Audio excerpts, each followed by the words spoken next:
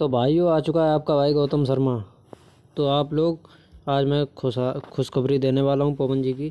तो पवन जी का बीते कल अवार्ड शो था, उसमें पवन भैया भी गए थे और बहुत से लोग थे।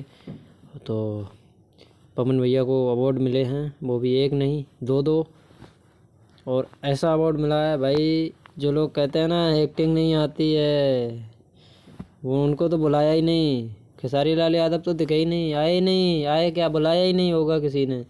बेस्ट एक्टर पवन सिंह का अवार्ड मिला है सूर्यवंशम के लिए, और बेस्ट गायक का भी मिला है।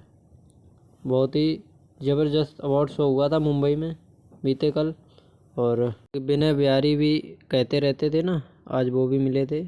तो भाइयों, इसलिए आप लोग हमारे चैनल को सब्सक्राइब कीजिए, बेल आइकन दबाइए और कमेंट कीजिए, लाइक कीजिए, शेयर कीजिए, सब्सक्राइब कीजिए।